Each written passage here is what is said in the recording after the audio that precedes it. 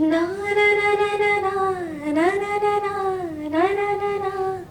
అసలేం గుర్తుకు రాదు నా కన్నుల ముందు నువ్వు ఉండగా, అసలేం తోచదు నాకు ఓ నిమిషం కూడా నిన్ను చూడగా. నీలో ఉంది నా ప్రాణం అది నీకు తెలుసునా, ఉన్నా నేను నీ కోసం నువ్వు దూరమైతే బ్రతకగలనా. ఏం గుర్తుకు రాదు నా కన్నుల ముందు నువ్వు ఉండగా, అసలేం తోచదు నాకు ఓ నిమిషం కూడా నిన్ను చూడగా. Wow, super. చాలా మంచి ఫీల్ తో ఉంటుంది పాట కాబట్టి అందుకే ఇంకో అదొకటి. తర్వాత ఈ వేళలో నీవు సునీత గారు పాడిన సాంగ్ ఆయన ఎక్కువ ఆడుతూ ఉంటాడు. బంటు రీతి ఒకటి క్లాసికల్ లో బంటు రీతి. ఓకే. అండ్ మీకు పర్టికులర్ గా ఏ జోనర్ అంటే ఇష్టం? ఎక్కువగా మీరు సాఫ్ట్ సాంగ్స్ చేశారు కదా. నాకు రావడం ఎక్కువగా అలాంటి సాంగ్స్ మెలడీస్ ఎక్కువ వచ్చాయి. మీకు పర్సనల్ గా ఎలాంటి జోనర్ అంటే ఇష్టం? పర్సనల్ గా అంటే వెస్టర్న్ చాలా ఇష్టం. అంటే మెలడీస్ ఇంకా నా కోవలోకి వస్తాయి అని చాలా మంది చెప్పారు. నీ జానర్ మెలడీ అంటారు కాబట్టి అది పర్వాలేదు, కాకుండా వెస్టర్న్ క్లాసికల్ కూడా నాకు చాలా ఇష్టం. అండ్ బంటు రీతికోలు సాంగ్ కూడా చాలా చాలా బాగుంటుంది ఆ సినిమాలో. నిజంగా గూస్ బంప్స్ వస్తూ ఉంటాయి సాంగ్ వింటూ ఉంటే. అది ఒరిజినల్ త్యాగరాజ స్వామి గారి కృతి అండ్ ఎన్టీఆర్ గారి బయోపిక్ లో కూడా లిరిక్స్ మార్చినా కూడా ఆ పాట చాలా బాగుంటుంది. చాలా బాగుంటుంది. సో ఆ సాంగ్ కూడా ఒకసారి మా కోసం పాడతారా? బంటు రీతి కోలు వియవయ్య రామా, బంటు రీతి కోలు వియవయ్య రామా, బంటు రీతి కోలు వియవయ్య రామా. తుంట వింటివని మొదలైన, తుంట వింటివని మొదలైన మదానుల కొట్టినేలా కొలజేయు నిజ. తుంట వింటివని మొదలైన మదానుల కొట్టినేలా కొలజేయు నిజ. బంటు రీతి కొలువు వియవయ్య రామా, బంటు రీతి కొలు వియవయ్య రామా.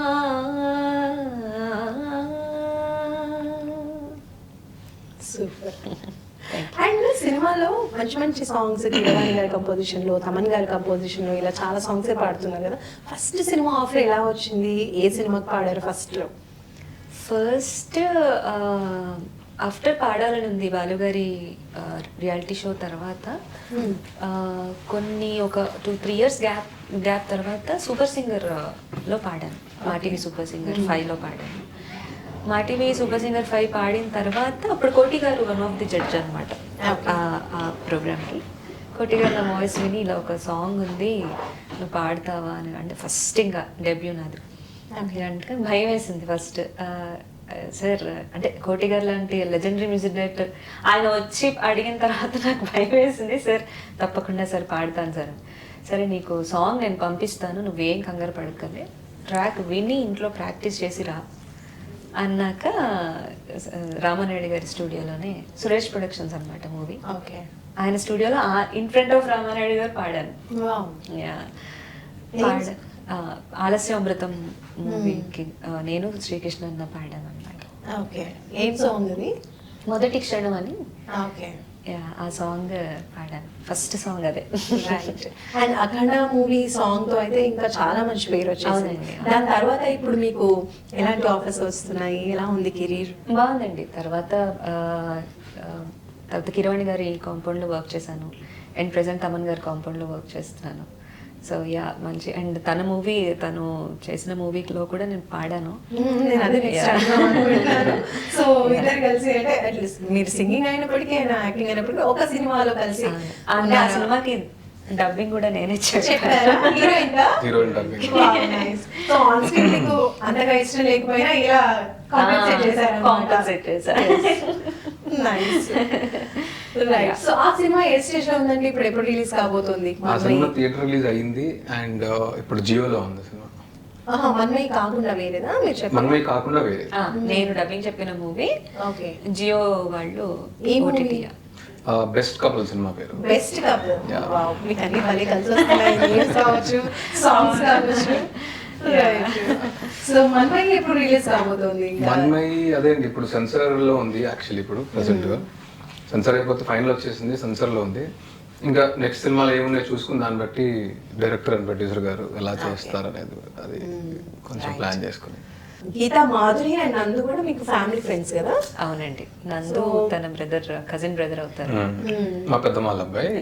మీరు అవి బాగా సపోర్ట్ చేశారా వాళ్ళు? అవునండి, చేశారు, బాగా చేశారు. మొత్తం కూడా love marriage. అందరికి ఓపెన్ చేసింది వాళ్ళే. అవునా? ఇంట్లో ధైర్యం చేసి వాళ్ళే వాళ్ళే చెప్పారు చెప్పారు ఇలా ఉంది. ఇలా ఉంది వాళ్ళిద్దరు. తను కూడా సింగర్, నాకు తెలుసు. గీత కూడా చెప్పింది అనమాట, చిన్నప్పటి నుంచి మేము ఇద్దరం కలిసి ప్రోగ్రామ్స్ అవి చేసాము, చాలా మంచి అమ్మాయి అని. పాపం తను కూడా నా గురించి ఇంట్లో చెప్పడం, వాళ్ళ ఇంట్లో.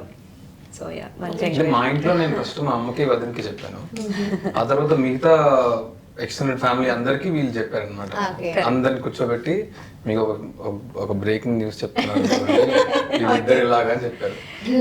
అక్కడి నుంచి అలా స్టార్ట్ అయింది. ఏ లవ్ స్టోరీ అయినా చాలా మంది లవ్ చేసుకుంటారు, ఒక్కొక్క స్టోరీ ఒక్కోలా ఉంటుంది, ఒక్కొక్క ట్విస్ట్ అనేది ఉంటుంది ప్రతి ఒక్కరి లైఫ్ లో.